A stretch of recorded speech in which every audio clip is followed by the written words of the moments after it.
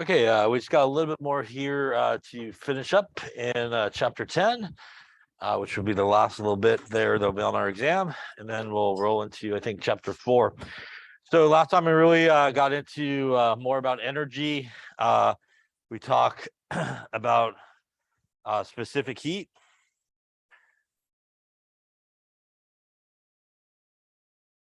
And specific heat has an equation of Q is equal to ms delta T. The Q here is our heat or energy. These are the guys that have units of joules or calories, and really just one unit associated with that. M is our mass, which typically has units of grams.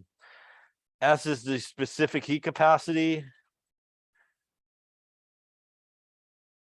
And again, that is the one that actually has the 3 units. Joules per gram per degree Celsius are typically calories per gram per degree Celsius. This is also for water, liquid water, for the 4.184 number that we use are the 1 calorie per gram per degree Celsius for liquid water. So once again, those are 2 numbers that you do need to know. And is the one that, like I said, that does have the 3 units. And a lot of times people will sometimes get those 2 reversed, the Q and the S. And then obviously, as we talked about last time, really important is the change in temperature. And that should always be the final minus the initial.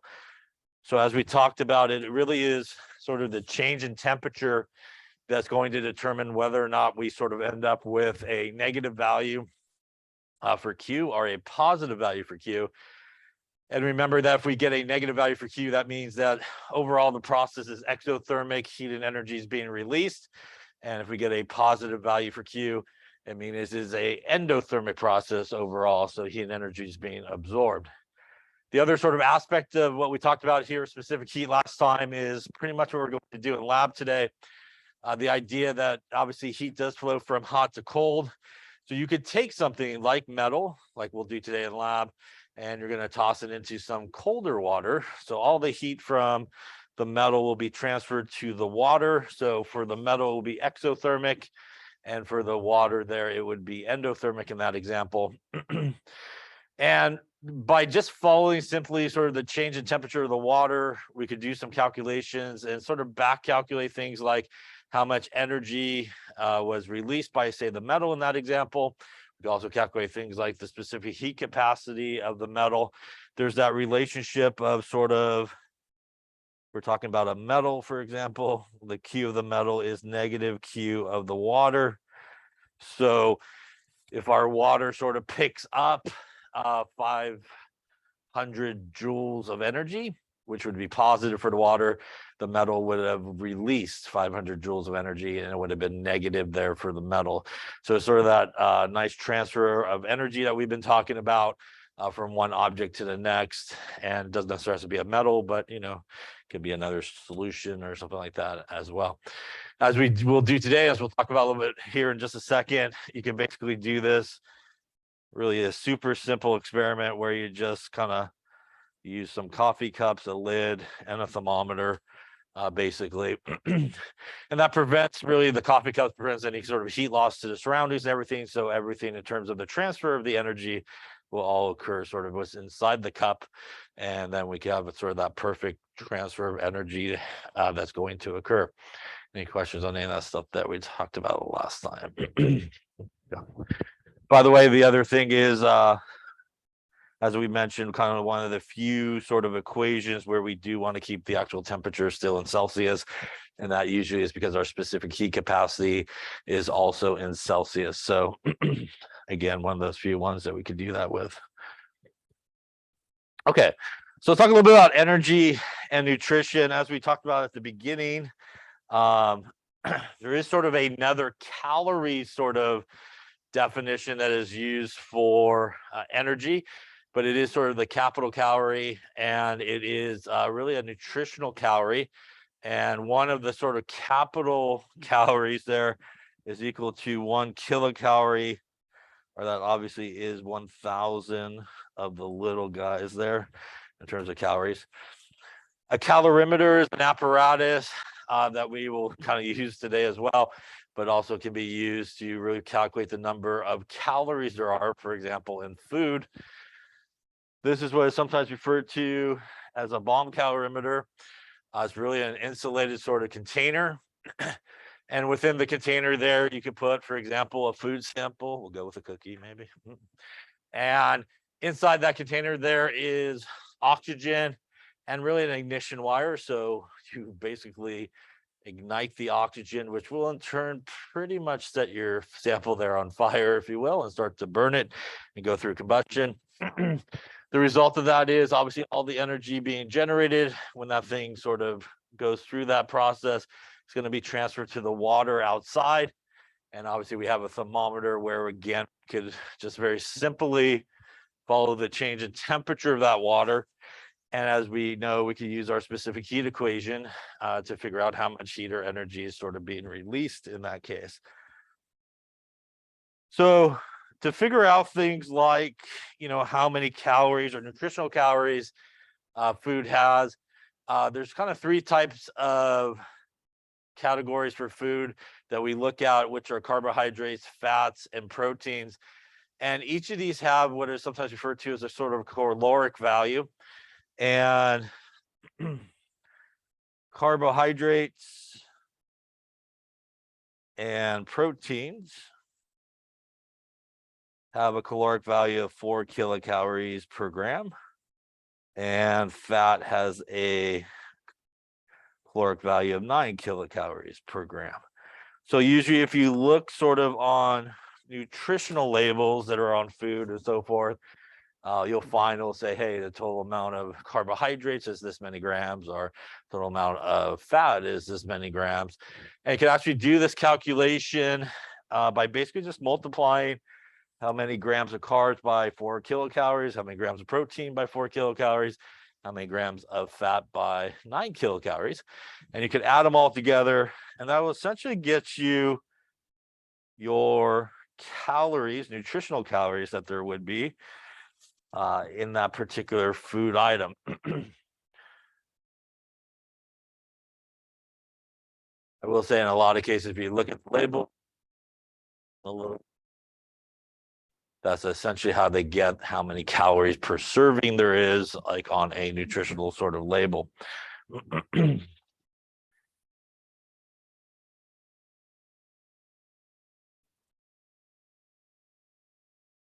So this is essentially what we're going to be doing today in the lab. We can use a couple of styrofoam cups and do what's sometimes referred to as constant pressure calorimetry. For example, obviously the pressure of the room and all that, it's not going to change all that much. So we could do this for a reaction like we're going to do today, where you have water and you dump a solid into it.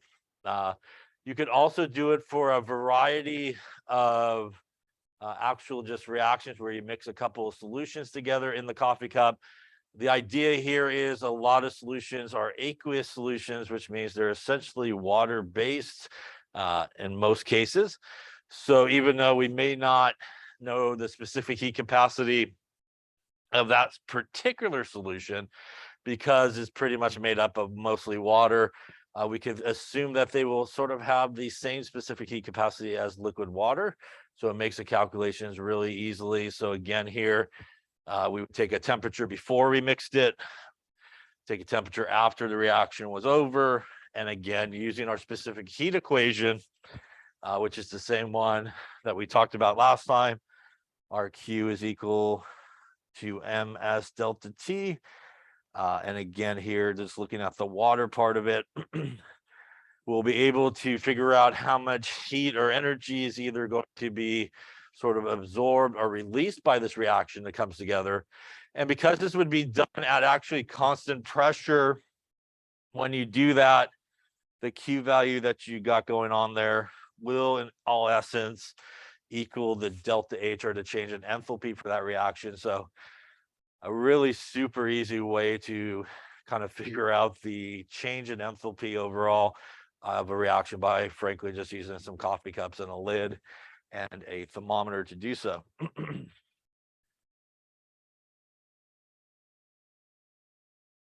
So here's an example. We'll just kind of look through the calculation here.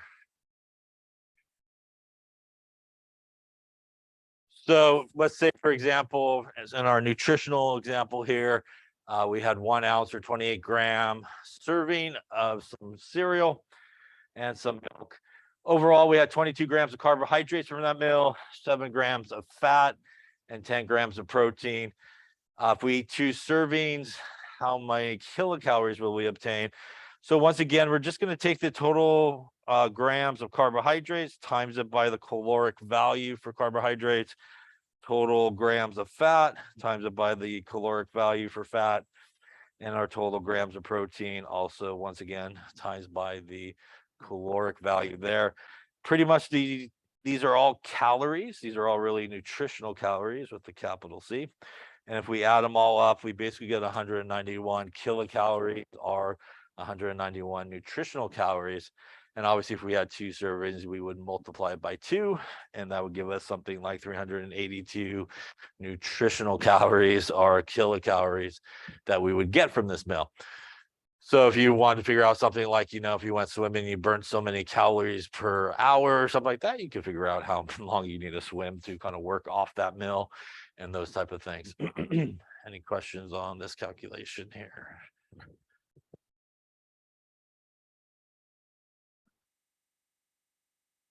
So the last thing we're going to talk about is actually thermochemical equations and our delta H sort of values and how they sort of work. So as I mentioned before, a lot of times in chemistry, we're really just given sort of the equation, and at the very end of the equation, we're pretty much given like the delta H value. So for example, here in the very first one, that's basically ice melting to liquid water. That is a delta H of 6.01 kilojoules. This number actually is a number we'll see in a later chapter. This is what is sometimes referred to as the heat of fusion for water. And the heat of fusion is pretty much what that means, or what we see here in this equation, is actually the amount of energy that's required in the case of water to simply take water, in this case from solid to liquid, or going backwards, liquid back to solid. As we might have talked about earlier on, as we go from solid to liquid and liquid to solid, does that occur at the same temperature or different temperatures? Does occur at the same temperature. So exactly, for example, for water at 0 degrees Celsius, there's a certain amount of energy required just to take water in the solid form to water in the liquid form, still staying at 0 degrees Celsius, not changing the temperature. And that's actually what that number is. That's the heat of fusion, which is the energy required basically to do that transition. Now, when we see a delta H value given for an actual equation, it is given for that equation specifically the way it is written. And if we do something to that equation, like manipulate that equation, the delta H value also changes. So for example, the second equation that we see is basically liquid water going back to ice. It is really the opposite of the first equation. So basically what we did is we took the first equation and we reversed it. So we flipped it around. And when we do that, essentially what happens, like we talked about last time, that to calculate delta H is products minus reactants. So when we flip around the reaction, our products become our reactants, our reactants become our products. So we do end up with the same number, except that the sign changes. So the delta H sign will change as a result of that. So instead of being positive 601 kilojoules, in this case, it would be negative 601. And that also makes sense, right? In the first case, we're going from solid to liquid, which means you need to put energy in to do that. So it's positive 601, it's endothermic. When we go from liquid back to solid, energy has to be released, which will mean it's exothermic and negative 601. And again, that will slow down all the water molecules until they come into the solid state. Another way that we sometimes have to manipulate some of these equations with the delta H value is maybe we don't need just one water, but maybe we need 2. So the way that we could get 2 waters is to simply multiply the entire equation by 2. So if we take that very top equation and multiply it by 2, we get a 2 there, we get a 2 there. What happens to the delta H value if we had to do that was we would also multiply the delta H value by the same number. So if you need to kind of multiply an equation by a particular number, the delta H value changes by multiplying that value by the same number. The opposite of that would be true if I needed just one of each of these, and I started with this equation. If I divided by a common number, if I divide this by 2, divided it by 2, I would divide this by 2, and that would take me back to the top equation. So if you have to divide by a common number, you take the delta H value and divide by that common number. So those are really sort of the 3 different ways that we sometimes have to manipulate these equations. And we sometimes have to manipulate these equations this way to do what we're going to talk about next, which is Hess's law. If you reverse a reaction, you basically change the sign of the delta H. So if it was positive, it becomes negative if you reverse it. If it was negative, it will become positive, obviously. If you have to multiply by a common number, you multiply the delta H by the same common number. And if you have to divide an equation by a common number, you would divide the delta H value by that common number. Any questions on that there?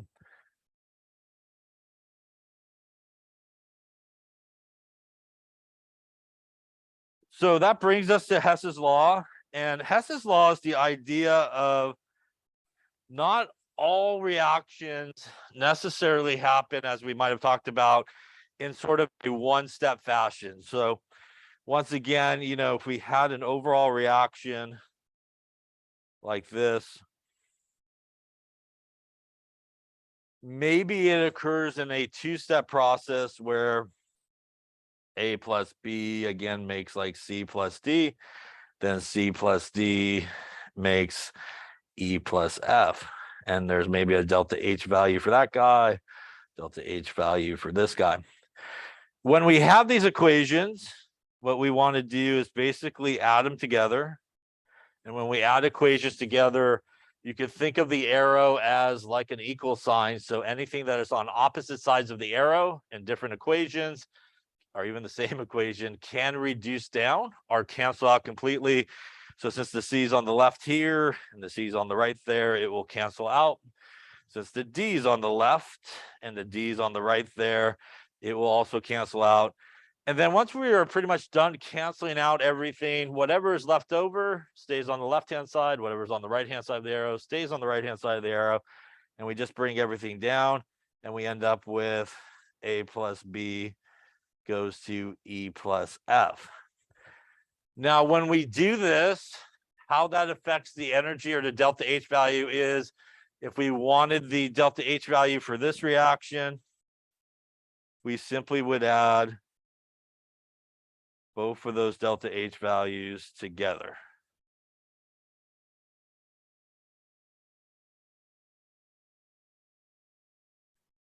And that's what we see here. The formation of water, perhaps a 2-step process. First, hydrogen gas plus some oxygen makes water in the gas state. Water in the gas state goes to water in the liquid state. And when we add it together, water in the gas state cancels out, leaves us H2 plus a half of O2, gives us our water. And to get our total delta H in this case, we would again just add these guys together. Now, if we had to do some type of, say, manipulation, like let's say we had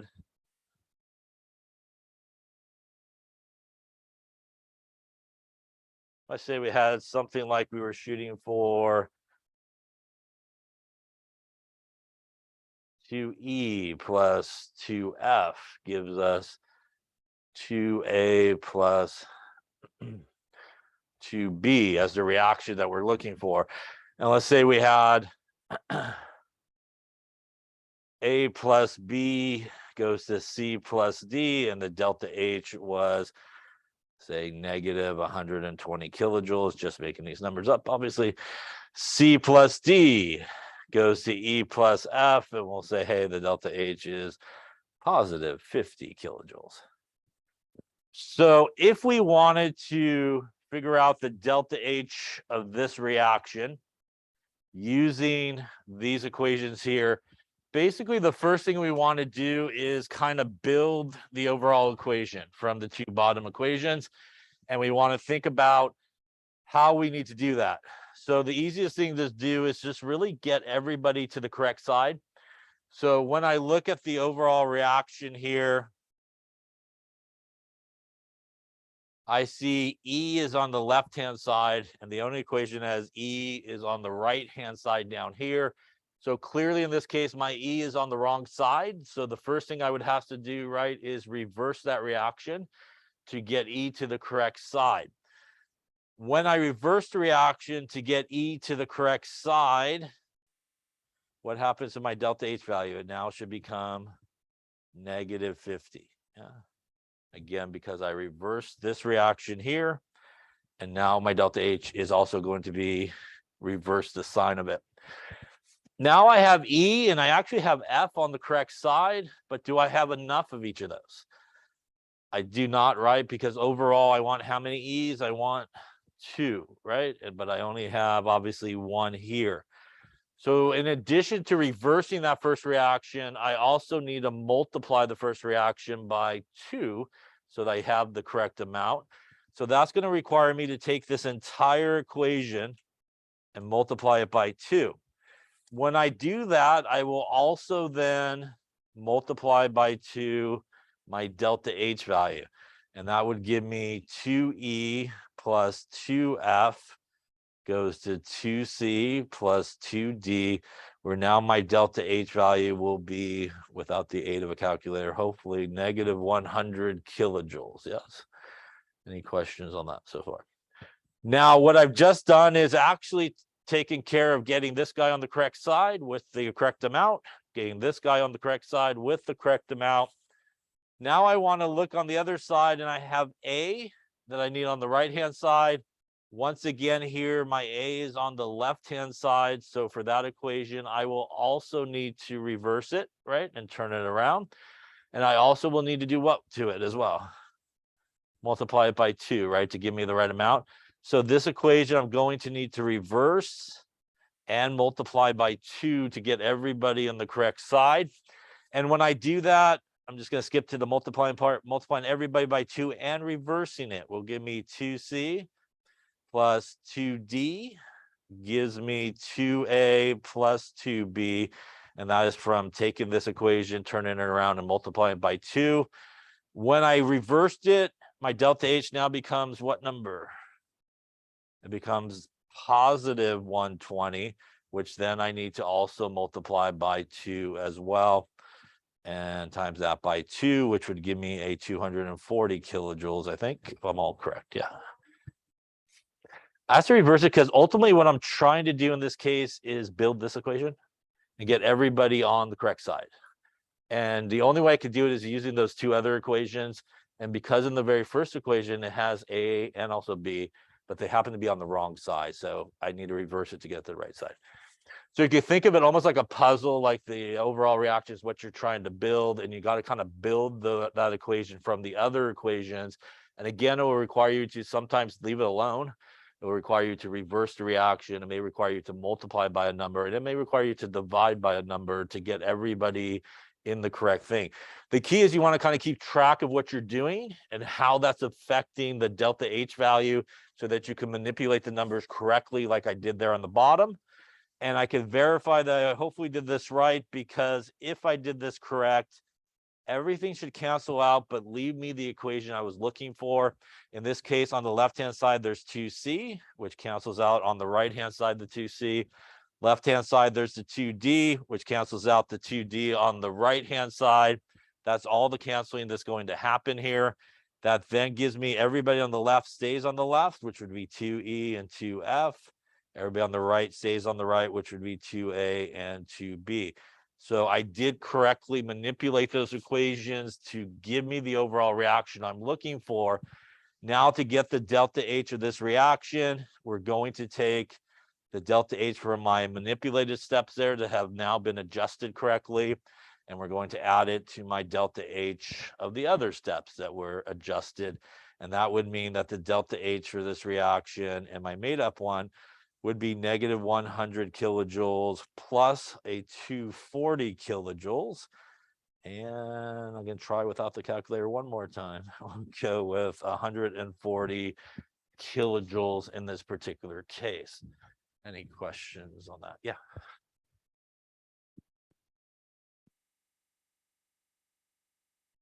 Yeah, so if your question is like those two little equations there, yeah, they definitely will be given to you because that's really the whole purpose of Hess's law is what they'll essentially do is like give you an overall equation like I did wrote on top and go delta H for this reaction and figure it out based on these individual reactions. Now it may be two reactions, you may be given like 3, 4 reactions, maybe given a bunch of different reactions. But the goal is really just to try to use all the reactions in most cases and manipulate them in a way that when you finally do add them together, like we did down here, you get the overall reaction that you're looking for. And really the main key of that is you got to kind of keep track of what you did to each one so that you adjust the delta H values correctly. Yeah.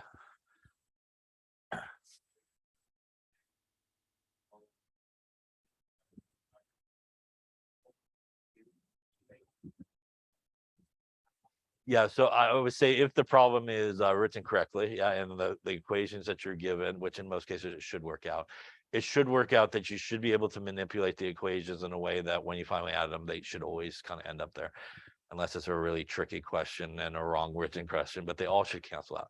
Now, will you maybe need to use all the equations you're given? You might not, you may just need to use 3 of them to kind of put it together. But in most problems, usually you'll have to use probably all the equations they give you.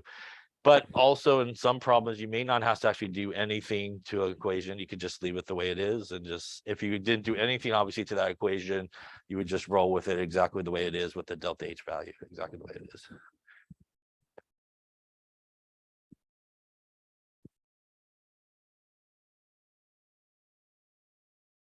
Yeah. Yeah.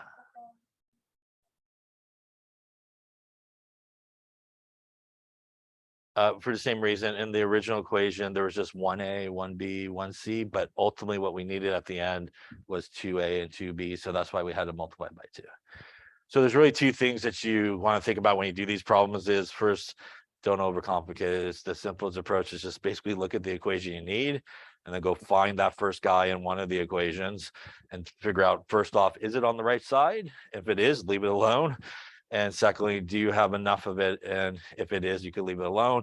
If the answer to either of those questions is no, it's not on the right side, then you just need to and no, you don't have enough. You need to multiply by a common number or divide by a common number to kind of get you there. Other questions on that? Okay, so let's take a look maybe here.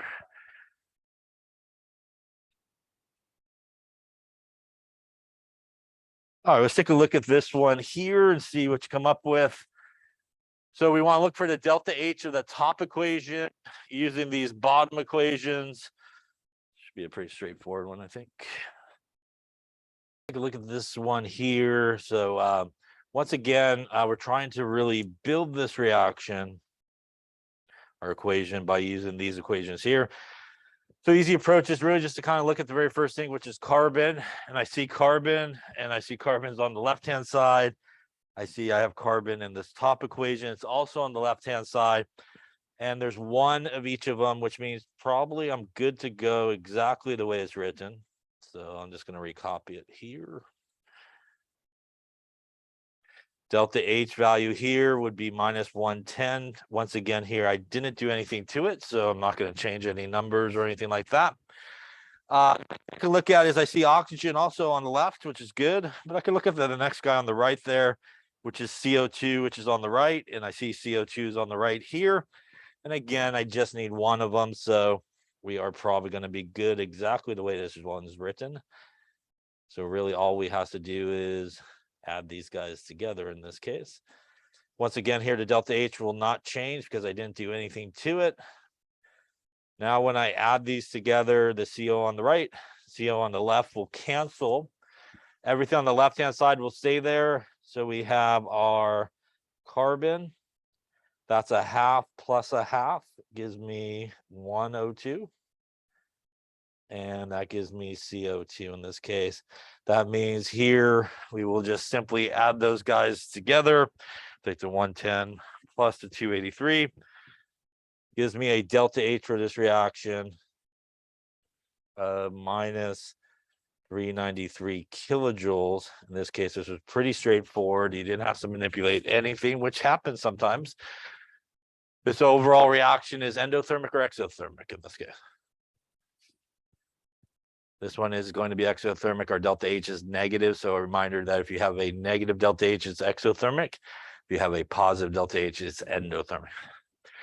All right, so that one wasn't too bad. Let's try one where you hopefully should have to do some manipulation. All right.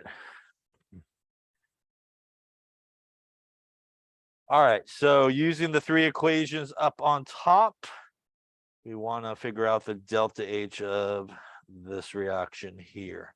Take a couple minutes and see what you come up with.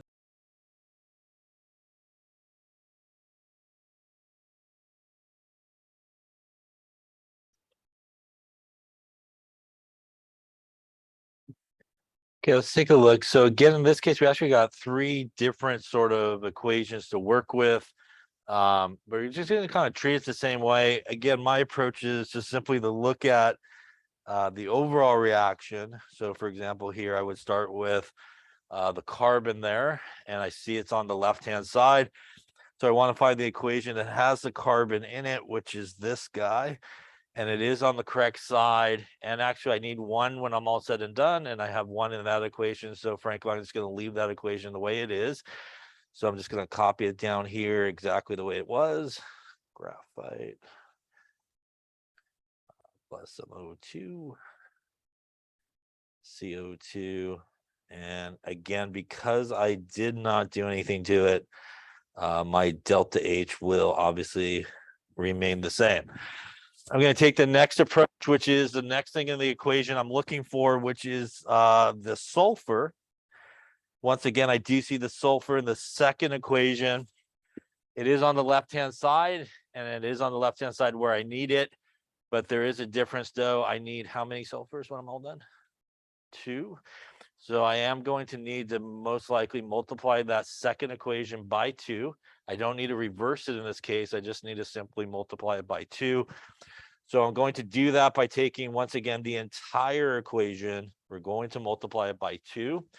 We are then going to also multiply the delta H value by 2 as well. That means that we will end up with 2 of our sulfur plus 2 of our O2 goes to 2 of our SO2. And once again here, my delta H value will still be negative 296.1, but I do want to multiply it by 2. And that will give me, just to get our number here, 592.2, which is negative kilojoules. Any questions on that so far? Lastly here, I'm looking for CS2. And obviously, this is the equation that has it in it.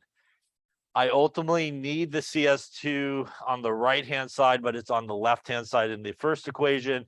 That means I need to reverse it. I do not need to, in this case, multiply by a number, right? Because I just need one of them, and I have one in that equation. So we're going to simply reverse the last equation. That means our products will become our reactants. So CO2 to the left. 2 of the SO2, CS2, and our 3O2. The delta H value will now become positive 1072. Again, in this case, because I reversed that reaction. Any questions on that? I'm clearly out of reactions at this point, so I hopefully should have done it correctly here. So we'll verify. We're going to add all these guys together. And once again, when we add them together, anything that is on opposite sides of the arrow will cancel. So in this case, it looks like CO2 is on the left, CO2 is on the right, so they will cancel. Looks like I got 3 O2s on the right. This is 1 O2. That is 2 more. That makes 3 O2s, which they will all cancel in that case. And I also have 2 SO2 on the right and 2 SO2 on the left. So that will cancel. I think that's all my canceling at this point. So that's going to give me now my overall equation, which looking correct here.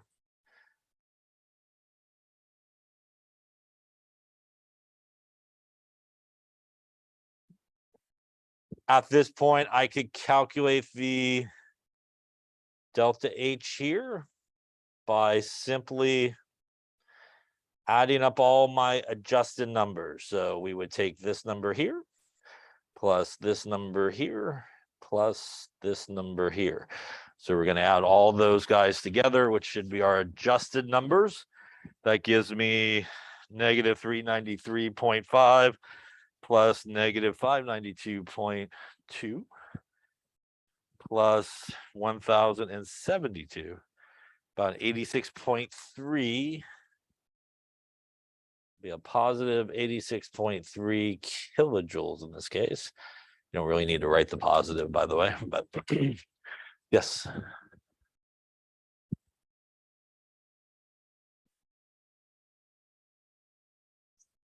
There's actually a total of 3 oxygens on the left-hand side. There's 2 here plus the one above it. So they're both on the left. So that's 3.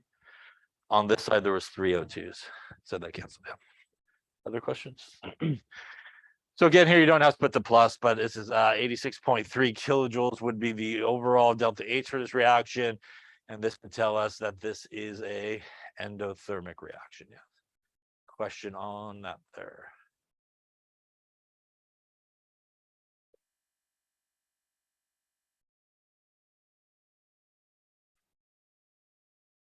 All right.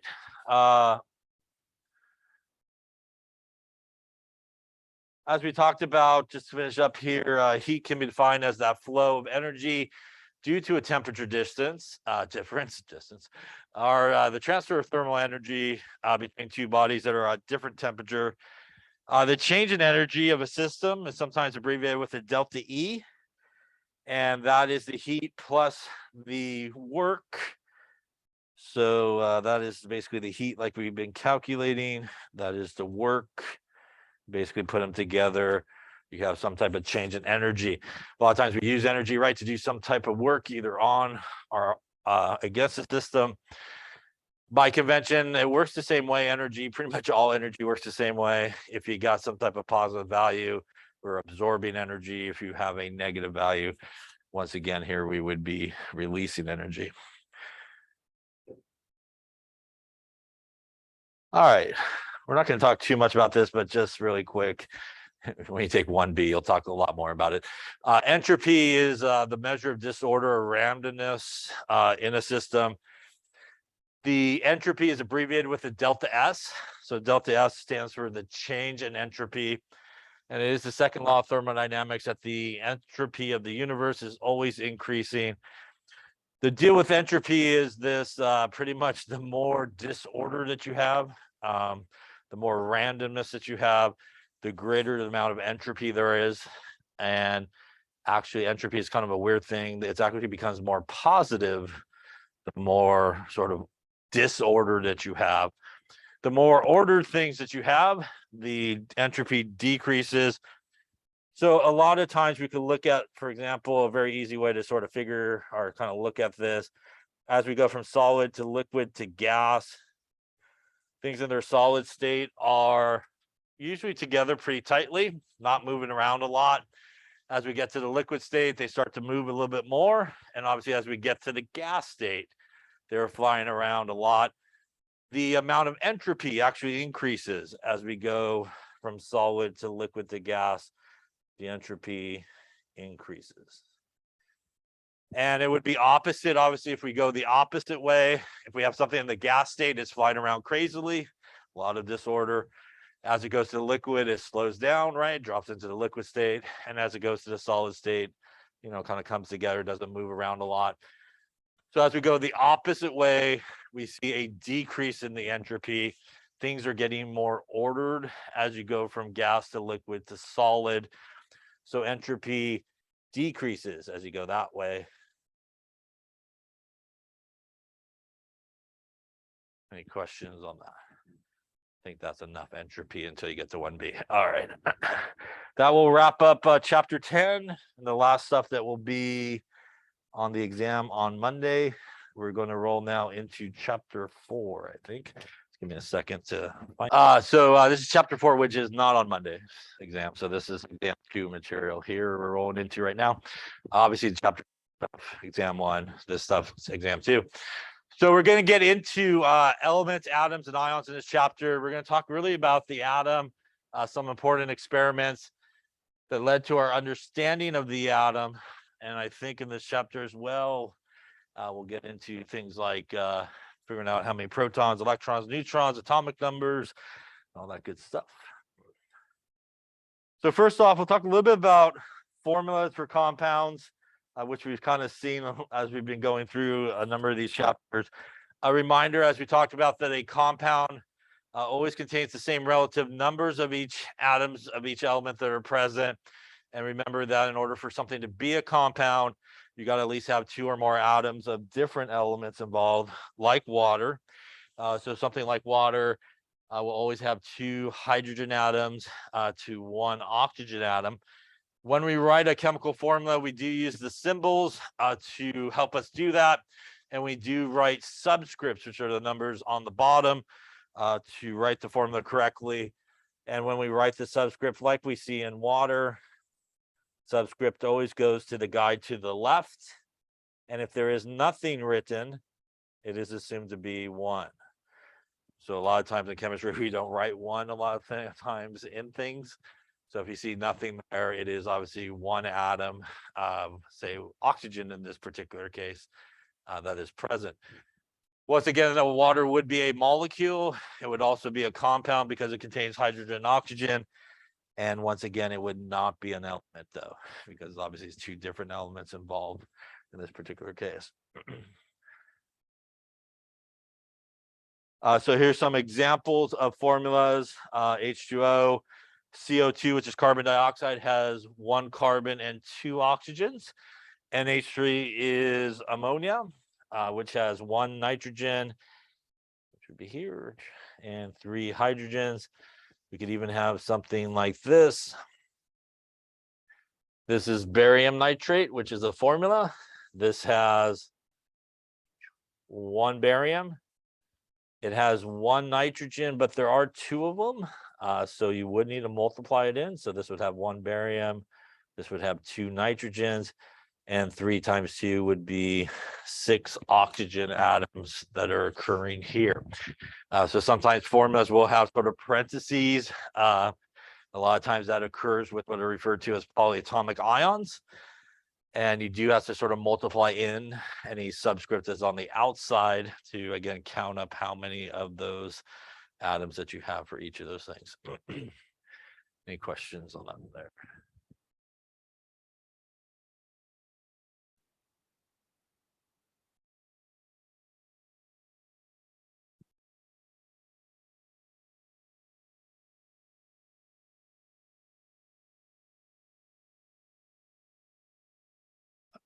So if we want to write some formulas here of a molecule that contains 6 carbon atoms and 6 hydrogen atoms, the formula here would look like C6H6.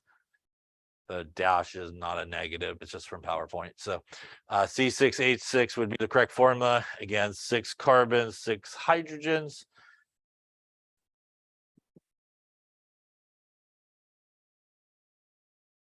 If we have a compound that has half as many calcium as chlorine atoms, so obviously if we have 1 calcium, we would need twice as much chlorine. So CaCl2 would be the formula here. Once again, no negative. And if we were looking for a compound that has equal numbers of sodium, nitrogen, but 3 times as many oxygen, that will give us something like NaNO3. Again, 1 sodium, 1 nitrogen, 3 times the amount of oxygen would give us 3 oxygens in this case. Any questions on how to write formulas correctly? This is the proper way to write chemical formulas. Again, you should not use any subscripts or superscripts, I'm sorry. You shouldn't put any big numbers in between. And for the most part, if it is a formula of something that is neutral, you should not have any charges or anything written in there as well.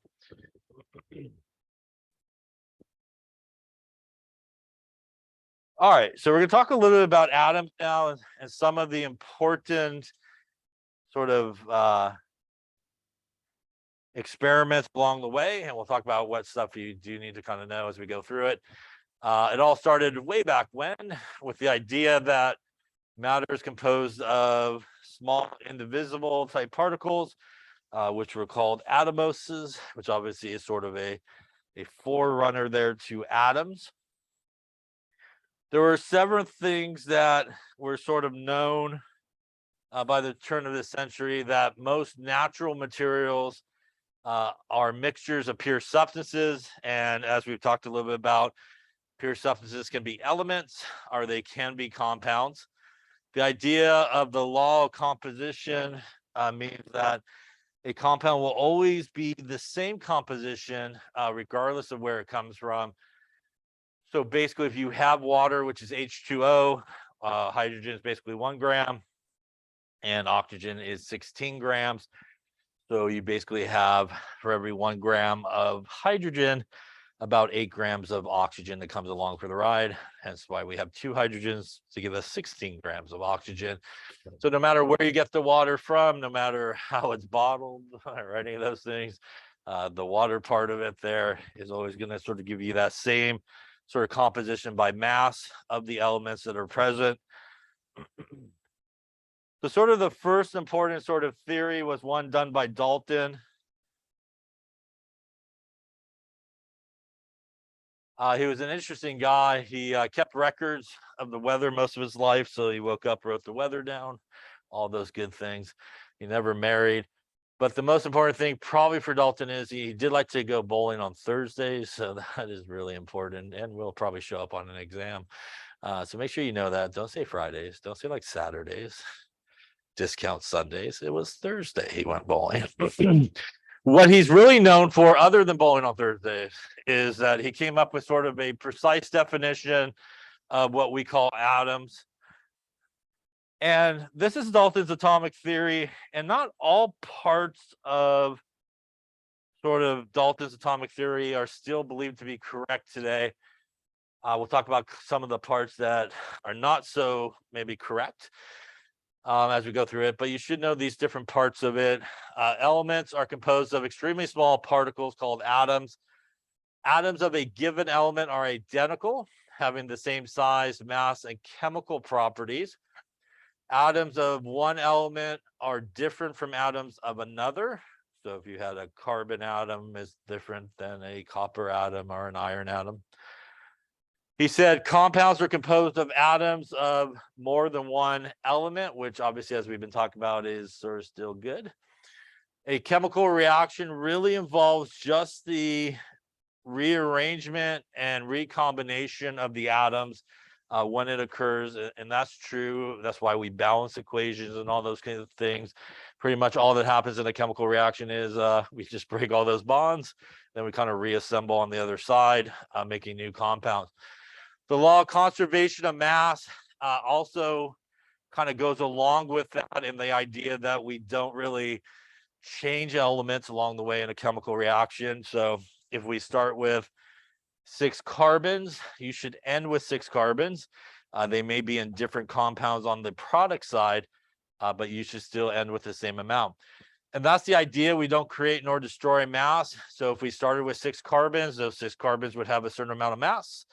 And if we ended with 6 carbons in different places, those 6 carbons will still have the same amount of mass on the other side. So we don't lose anything along the way. A couple of things about sort of Dalton's atomic theory that's sort of incorrect is the idea that atoms are indestructible.